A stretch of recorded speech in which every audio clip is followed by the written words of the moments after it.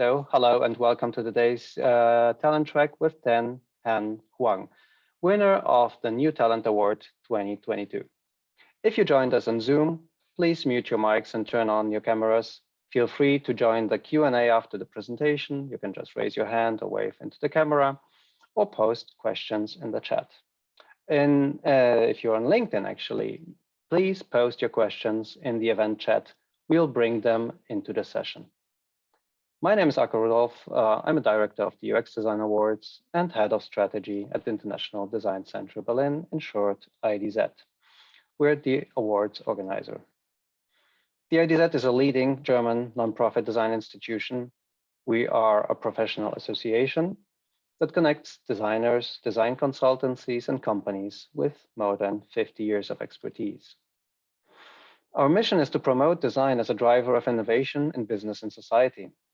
That's why we founded the UX Design Awards, to award and to promote the positive impact of great people-centric design worldwide.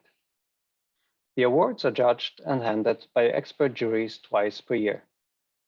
Next participation call will actually start at the beginning of September. So if you're working on great experience projects, whether it's products, services, prototypes, or visionary concepts, visit our website for more and make sure to sign up. In our virtual event series, actually, we invite awarded designers and teams to talk about their work and to share knowledge with our professional community. So you can join us twice a month for deep dives featuring professionals and companies, and for talent tracks that present up-and-coming UX designers. For more, just follow us on LinkedIn and social media or subscribe to our newsletter. And now let me introduce today's award-winning product case study. NXTI was developed for stroke patients suffering from strokes, actually, obviously. The textile muscles support the patient's muscles of the lower limb so that people can stay in the correct position when they exercise and rehabilitate themselves. Thanks to a variety of sensors in the clothing, patients can also monitor the conditions of the muscles. And the vibration motors will vibrate if the user puts his body weight on one side for too long, and they should show the user which muscles to activate accordingly. And the jury handed NXTI a New Talent Award with the following statement. This project is a great example of how new technologies can empower patients to self-rehab at home. The combination of body movement sensors, vibrations for feedback, and an easy-to-use mobile app provide intuitive user guidance. The concept enables patients to self-improve and to better adapt to workout programs. All important parts are movable and replaceable, prolonging the life cycle of the device. And with this great statement, I'm glad to introduce the person behind this product, Tien Han Huang. He's a BA graduate of the HTW School of Applied Sciences in Berlin. So welcome, Tien. We're very glad to have you here on this talent track. And please take it away from here. The screen is yours.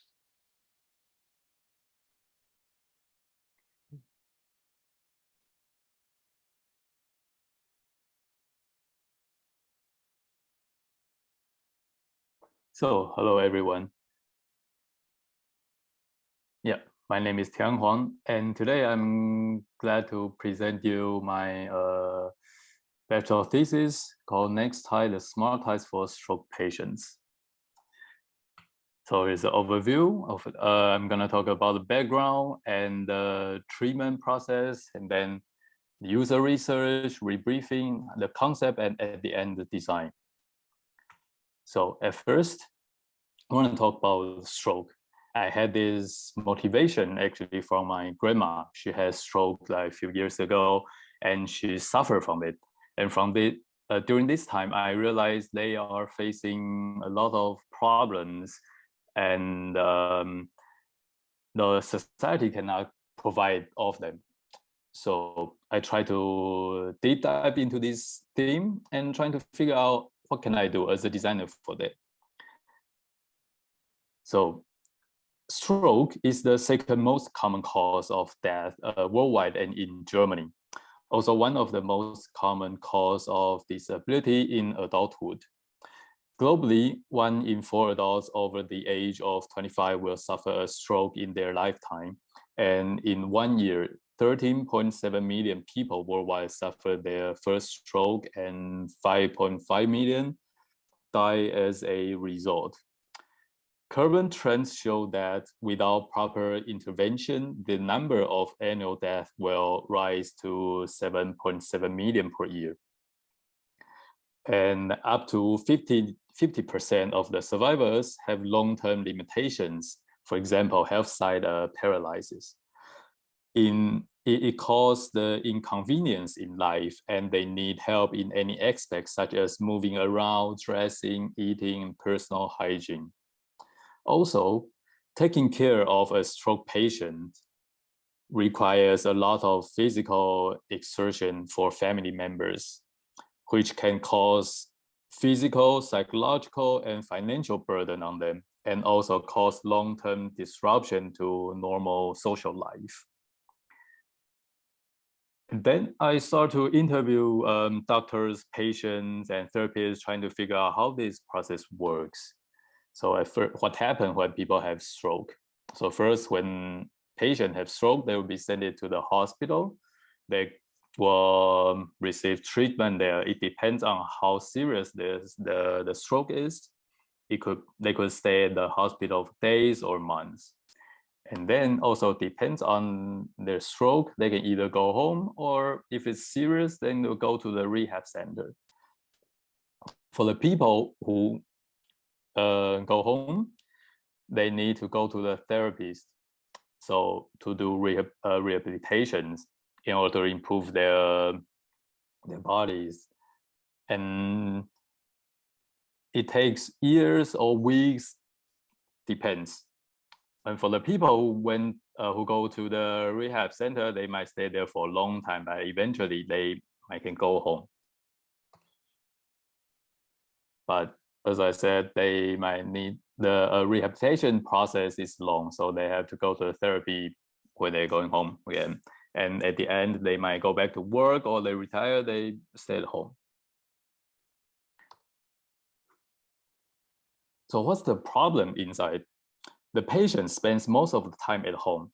So they might go to the therapy 2 or 3 times a week, 1 hour at a time. But that's not nearly enough. The rehabilitation process is long, and the result won't show in a short time. And for many reasons, such as impatient, the exercise is painful, or the therapy is too far away, they have financial pressure and need to go back to work, etc. Many patients give up in the middle of rehabilitation. And not only does this increase the possibility getting another stroke, it also increases the risk of death after stroke. Second, the patients with health side paralysis cannot move their body normally due to damage to the nerve cells in the brain. Therefore, they try to move in abnormal postures. The most common is this circumduction gait. So here's a video, like how they work. So this not only leads to damage to the patient's bone and muscles, but also adversely affects future rehabilitation. As a result, the patient may never be able to walk normally again, and thus not live normally. So here I try to figure out what patients really want and what can I do for them. The desire for many patients is actually quite simple, is to return to normal life and not burden their families. For this reason, I want to create something that will help patients with walking and rehabilitation so they can do rehab at home. And being able to move freely is very important for patients. It is not only gain their control of their own life and also having their own freedom. Then I started to do some market analysis to figure out what we have and what kind of problems that not be solved yet. So we have walk sticks, walker, or exoskeletons, but they don't really fit their needs. Either they are too unstable or they're too, for example, the exoskeleton, they're too heavy to wear. It's like an Iron Man. Then I try to find if there's something alternative. For example, in these pictures, it's a study from US Army. They carry a motor that control the wires which connected to their legs. So the cables, the wires will lift their legs, helping them walk. And according to their study, the soldiers can walk longer and carry heavier stuff. But still, it's still too complicated for the patients. It's not user-friendly. But this is the direction. And then I found this called textile muscle. The textile muscle is used to support the muscles of the patient's lower limb. And this yarn is coated with a conductive polymer. It changes shape under electricity, like their thickness and length. So similar to how our muscle fibers do. The whole thing looks like a normal pieces of fabric or knitwear. So you can combine them with normal clothes. But when tension is applied, this fabric can contract, stretch, or bend like muscle fibers. Then I do some ideations, like how should it look like and which muscle should be covered and what device we need. And then here's the result. So the NXTI system was developed for stroke patients suffering from half side paralysis. The textile muscle constricts the muscles of the lower limbs, allowing patients to move their legs more easily. Because the main muscle of the lower body are covered from a textile muscle, patients can remain in correct posture and rehabilitate. So these are those main muscles will be covered, like they control our walking movement. And these gray stripes are textile muscles that strengthen the main muscle of the lower limbs. At the back is a power unit. A power unit is installed on the rear side. It contains a PCB board, a Bluetooth board, and therefore a battery. So the PCB board control the textile muscles and gather all the information from the lower limb, which I will mention later. And the Bluetooth board will send all the data to user's phone. So here shows the sensors and vibration motors. The sensors are carefully placed in the garment, and thanks to the multitude of sensors that directly detect the electrical activity generated by the moving muscles. So the PCB board can coordinate the tension and contraction of the textile muscles. In addition, patients can track their muscle exhaustion, muscle buildup, and muscle fatigue. Besides, the vibration motors are placed next to the sensors, which vibrate if the user puts their body weight on one side for too long. Also, by doing exercise, the user should be shown where where to concentrate and which muscles to activate. And all the data, such as muscle efforts, muscle potential rate, etc., are sent to the user's cell phone via Bluetooth. And here is a magnet strap, so the users can easily wear or take off the tights. Here, just want to show some possibilities of colorways.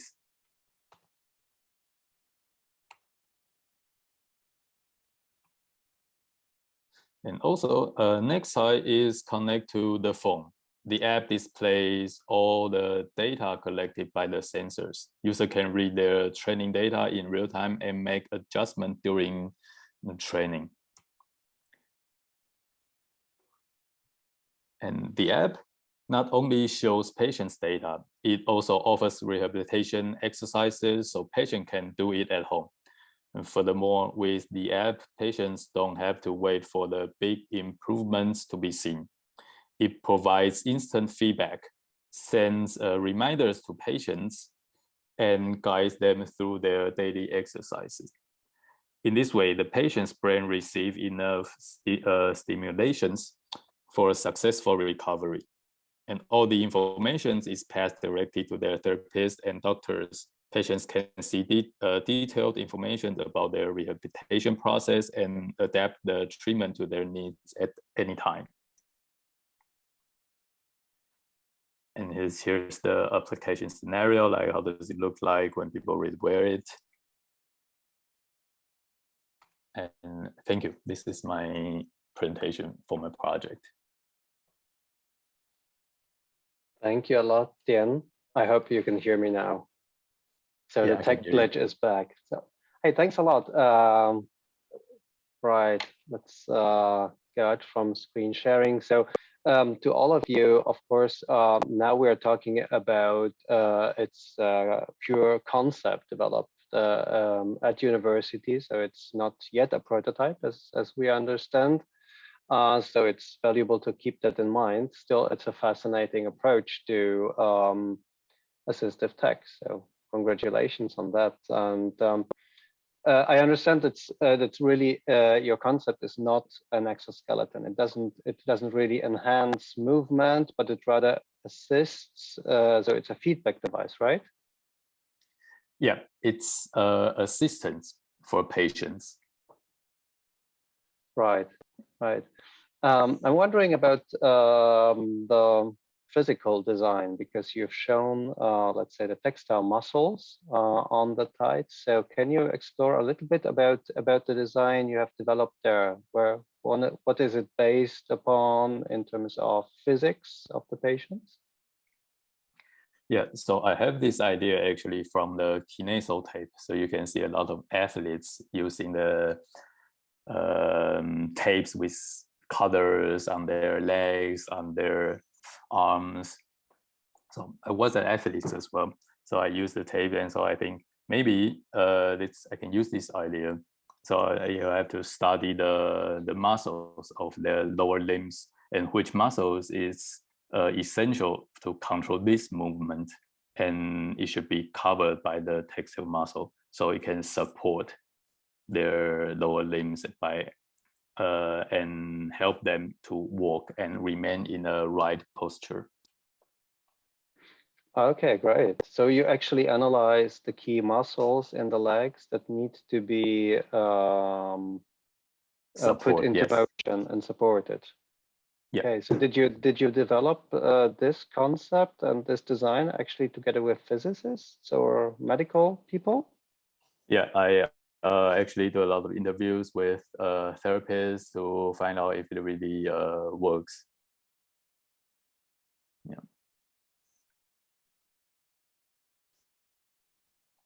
Right. So actually, to stay a little bit with the physics there, because of course I know it's still a concept, but you did a lot of research also into the materials, and it's quite an astonishing technology that you found.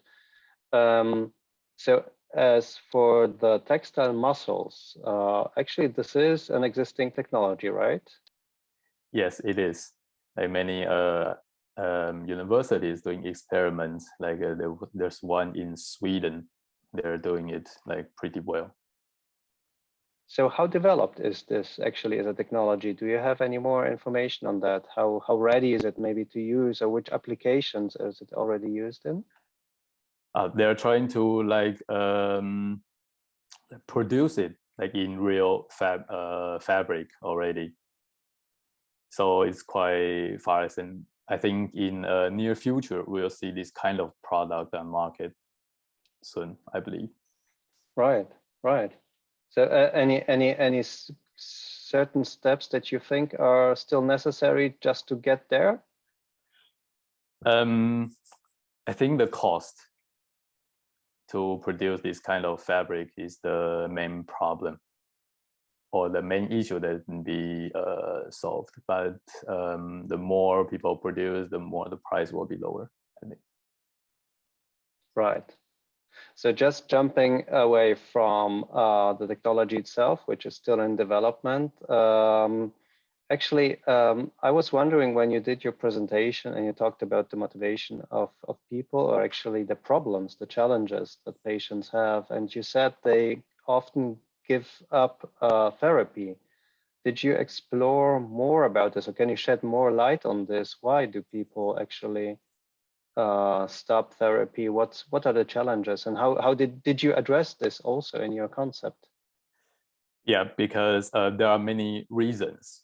The main reason is the process is very long. It's a long-term process of rehabilitation, and most of people are impatient that they have to do the same exercise day after day, and the results is not easy to be seen. It requires a long time to see like tiny results, like tiny improvements. So here people usually to lose their interest, and also because of the damage of their brain, they cannot do the normal movement, the easy movement, like grabbing a glass of water like we do. And sometimes it's painful. For example, my grandma, she said all the time like she doesn't want to do it because it's painful. She cannot stretch her leg because it's painful, like all the time. So she didn't want to do it. And I find out many patients have the same problem. So this is why I want to design these ties as a assist. So they can see the results like every day during through the app, and they have the motivations every day to do it, to repeat it, because they can see they receive feedback and they see the improvements. Right. So it's actually a lot about motivation. It's a lot about interaction, communication, and not just the physical feedback. So it's much more also an emotional feedback, right? Which is the core of a good user experience. Yes. So can you explain us a little bit more about how you actually try to offer feedback, motivate? Is there some kind of maybe gamification element to the system, to the app? Yeah. Well, so there are sensors gather all the information from the muscles. So the app, they show how many percent that your muscle is improved this week or today, and the user can receive the feedback like immediately. So they see the results, they see their improvements, and their brain gain the stimulations like a reward, and they are more, so that they will be more motivated to do the exercise like day after day. Okay, so it's more about the immediate feedback and actually the seeing also of small steps, small advances that people do.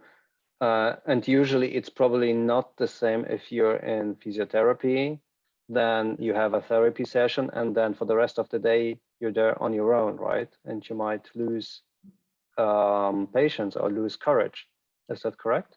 Yes, yes, because by the therapist, you don't see even it's a 1% or 2% improvements it can show on the app, but by the therapist, they only tell, yeah, good job, you're doing great. But you don't know how much you're improved. And through this app, they visualized your improvement and become a motivation and stimulation. Right. And obviously, this product or the app would be oriented at people from very different age groups, very different cultural backgrounds, educational backgrounds. So it must be very, very inclusive. So you didn't show us so much about the app and about actually the interface and the design of the app. So maybe you can go into a little bit into this. How did you try to make the app as accessible as possible to people with different, from different, let's say, backgrounds levels? Yes. So I try to make this app like very intuitive and clean as much as possible, like minimalist, so people can understand like immediately and they don't have to think too much what this button is or what should I press, which button should I press. And so I think it's suitable for like any ranges of people, from teenagers, well, I hope they don't have stroke, to elders. Yeah. And what about in terms of feedback technology? Did you, for instance, think about voice technology, voice assistants, which would be very easy to understand? Also, maybe for less sighted people who might have visionary problems with vision due to stroke. Anything on that? Well, that's a good idea. Yeah, I haven't think of that, but it's actually quite important for this kind of app. Right. So we got some questions from actually the LinkedIn audience. So I would like to bring them in at this stage. So Benki Bihari, he's a designer at Amaryllis Healthcare, actually, asked, can we send live data of patients to a doctor to see the progress? And upon that suggestion, have the doctor give feedback. So be interactive with physicians. Yes, the data will send to the patients and also directly to doctors and therapists, so they can monitor like in real time and adjust the process. And during the app, there's a connect, so patients and can contact with doctor or therapist and to tell them what they feel about this exercise and who can do any adjustment. Right. So of course, this is dual. There is a dual user group for the apps. It's the patients and the medics. So there is. Did you develop a second, let's say, user interface for doctors? How do they input or evaluate data for their suggestions that they give to patients? Yes, there should be another version for doctors and therapists. Right. So Sayed Muhammad Adin actually asked about what about inclusion? I think we started to talk about this a little bit more, but anything more maybe in terms of cross-cultural inclusion also, different languages, countries? Did you put this into your concept also? Yeah, this is a must for the app. And it's able to change the languages is very important. But right now I only have English version. Right, and of course, let's not be too harsh. It's a bachelor project, so it's still very complex on this stage, and there is still a lot of room and time Yes. to further develop it. Um, Actually, there's a few other questions, so I'll just bring them in right now as you're listening out there.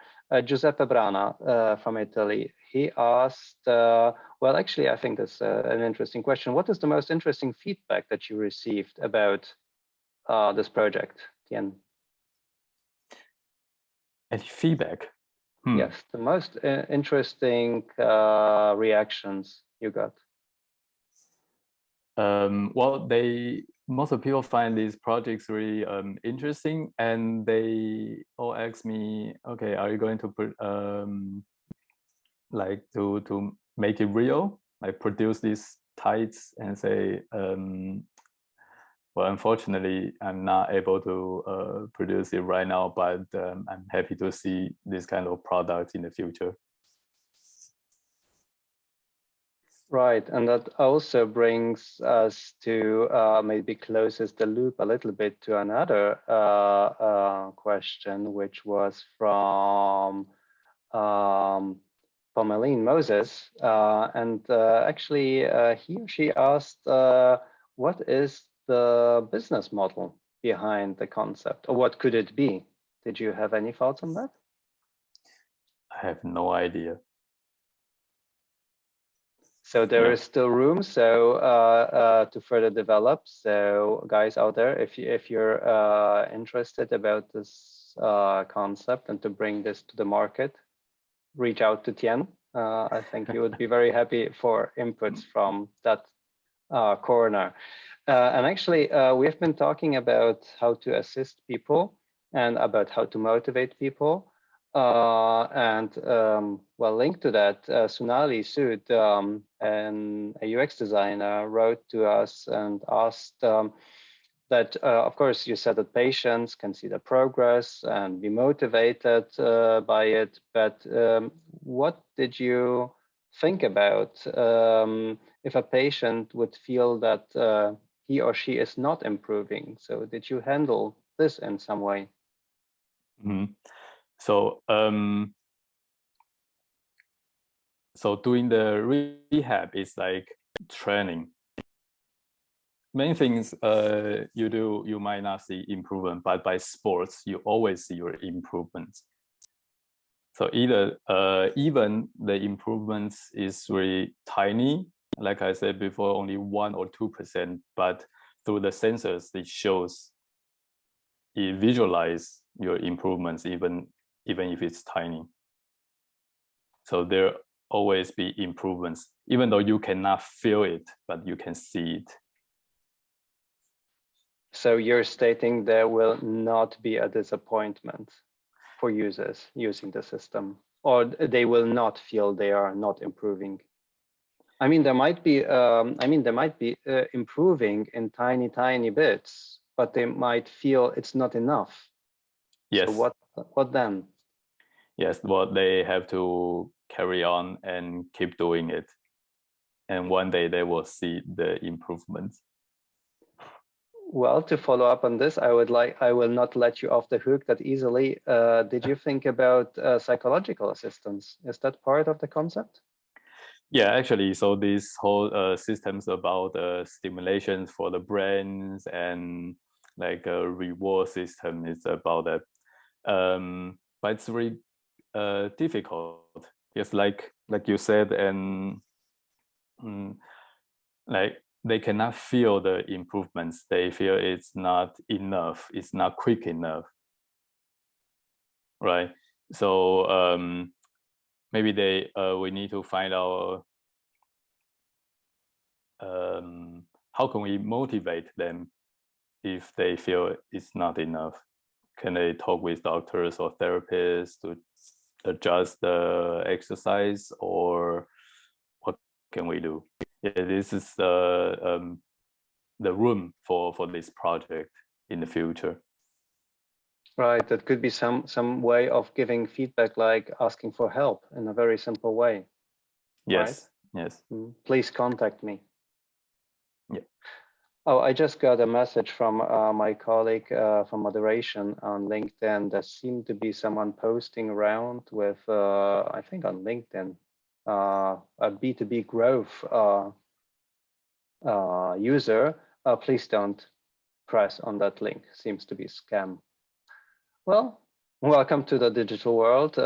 We always see some people jumping on these events with other ideas and not interested in the topic. But let's carry on. Tien, did you think a little bit about how to measure, let's say, the impact? What will change through your concept related to maybe what the situation is at the moment? How much can this problem be solved that you set out? Well, I think it will release a little bit stress from the patient's family, because it's like demands a lot of it's very demanding for their families to take care of their patients. And so if the patients can walk, like move themselves freely, and yeah, so it will be a big problem. And also the patients, they have their own freedom and they might be happier, and they will recover like faster if they do the rehabilitation every day at home and not just 2 times per week to the therapy. Okay, yeah, that's a very interesting thought, that you already thought about the wider context of well beyond the patient and to relatives and family, and that actually it can be also an improvement on the entire situation of a family, which can be very, very stressful and very also economically difficult. So any kind of alleviation there is obviously a big help. Actually, connecting to that, just came into my mind. There could be, or did you think about a way also of communicating between the patient and maybe relatives? So is there an element, a channel there, which can also very motivate a lot, you know, also if you're not living under the same roof, for instance? Yeah, actually there is the function in the app, like community, so you can communicate with other patients, discuss anything like your exercise, the improvements, which exercise that you find is good, which not, and to encourage other people. I think it's very important that you gain the motivation from the people who has similar situations like you. Well, that's a very good thought, that there is actually a community of people in the same situation, and they can build support groups. Well, maybe there could be also something like a nudging element that sends a message to relatives about an improvement, and they can just send, even if it's a smiley or a short message, and cheer people up to continue and to remain positive in this very, very difficult situation. Yeah, I think the encouragement from other people it might help a lot. Yes, and of course the people-to-people relations would probably be very important, way more important than just smileys and positive buttons or electronic feedbacks that you might get in an app. Yes, definitely. So we know it's a concept. We know it's a BA project. But so what's next for the project? Did you think about where to develop it further? Well, I'm trying to develop the app much more. Furthermore, how can I make it better? And yeah, I just got a lot of inspiration from those questions, and from your questions, and from other people's questions. And yeah, it's very helpful. And I'm gonna develop the app, make it better. So are you thinking about other, let's say, less technically challenging applications? If you're saying it's, let's say, maybe for the moment, only an app without the tides, which obviously still mean a very, very high investment into technology and development? Yeah, well, the tides, it requires a lot of experiments still, like how to sensor the movement of muscles and coordinate the textile muscle with our legs to work together. Yeah, it's still in progress. It's a long way to go for now. Right. Well, connected to that, there was a question from Kyle Skeepers, actually, who is a human-computer interaction designer. And he asked, what coding platform or software framework can be used for the app to measure or process the data from the sensors to be visualized as responsive graphs and visual feedback? Any ideas on that? Very interesting question. I've thought about that too, but sadly, I'm not an engineer, so I hope somebody can help me with that.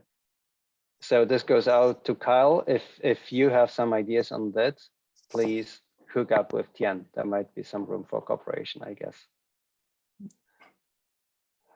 So, I think there is many questions still open about technology that is being developed now. Of course, business model, application, the technology, the sensors themselves, the parts that you already thought about, they could be connected and be disconnected also to make the product more sustainable. In the end, it will be about well, what's the business potential?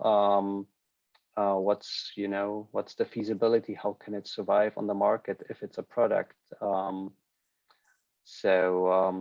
still a lot of questions to be connected to, but I trust if you're persistent as you advise people to be in their workouts, there will be room, and we very much hope that events such as these will help you to promote your work and find partners that might be interested in supporting this. So, stepping away from the product itself, about yourself, I'm just wondering, on yourself, your personal outlook, if there is any kind of technologies or developments that you find really interesting or very inspiring at the moment, connected to this or UX design. Actually, at the moment, I'm looking for a job, so I was struggling. Yeah. So if there is people looking for talented designers, you can reach out. Tien is still based in Berlin. Yes, I'm in Berlin. And let's say in terms of, let's say, technologies or UX trends, what is inspiring to you at the moment? Well, I think the VR and AR technology is really interesting, and especially for designers. Like you can feel like can touch it through your eyes and not just through your computer. And also for the client, it's much more easier to show them the design, the results, and more interaction between designers and users. Yeah. Right. Thank you very much. So, Tien, we wish you the best of luck right now after your graduation. Thank you. First of all, to find an interesting job, to continue work on this great project, and to develop further. We will be checking in with you to see where this leads you to. Thank you very much for sharing your work there today. Thank you. Thank you very much for this opportunity to show my work. Thank you all. Well, and to all of you out there, thanks a lot for being here with us today. If you missed anything, please jump to our website. There will be a recording there in very few days. And of course, right here on LinkedIn, it's available right away.